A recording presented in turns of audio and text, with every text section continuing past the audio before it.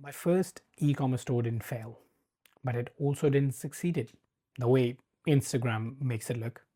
Today, I'm going to tell you exactly what I did right, what I did wrong, and what I wish someone had told me before even I started. So if you're new here, I'm Zulkifli Ali Malik. I work full-time in the UK. Alongside with that, I'm working on building multiple income streams. After starting my first income stream, I was like, okay, what next? Everyone was talking about e-commerce, Shopify, online sales. And to be very honest, I was so excited after my groundwork, after I've done my planning and everything about e-commerce. So in the very beginning, I didn't start very big, no huge investments, no warehouse.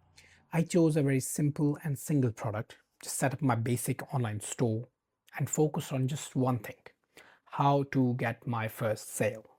And skipping the story behind it, when I get my first sale, I remember the feeling. I was so excited. That moment tells you that this actually works. So let's come to the lessons now.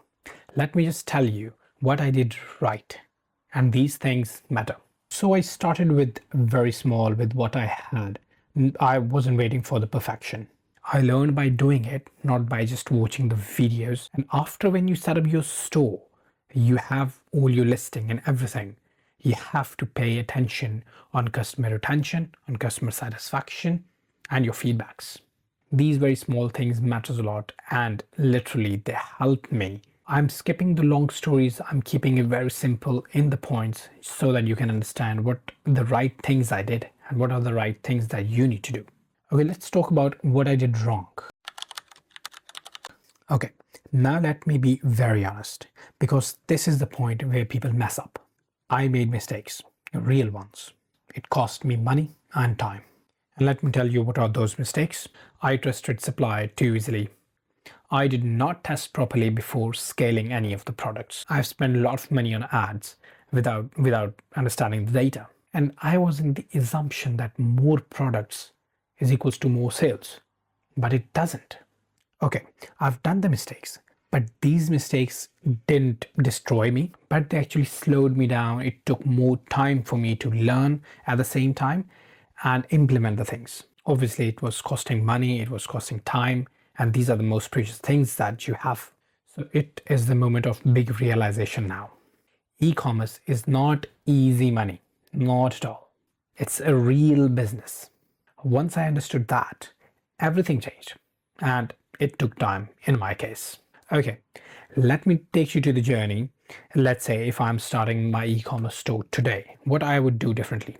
These are the things I will tell you now that you should do. Validate the product before scaling it. That's really important part, and you have to do that.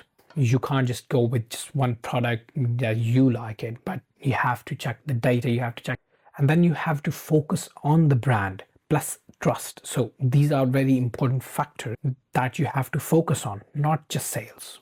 You have to track the numbers properly. And believe me, this mindset saved me later, especially when I'm building other income streams as well. That's how this series is going on. And let me just connect you back with the journey. This is my second income stream and what this series is about. So in a nutshell, it wasn't perfect. It taught me skills that I use today in my business, in marketing, in decision making, in the leadership, in making my team. And honestly, I don't regret any of the mistakes. So now, I want to hear from you. Have you ever tried e-commerce? Are you planning to start one? Or are you stuck watching videos and haven't started yet? Comment below. I reply every comment. So in the next video, I will break down my third income stream, how I turned skills into money with very limited time. Just make sure you are subscribed. We are just getting started. Let's grow together.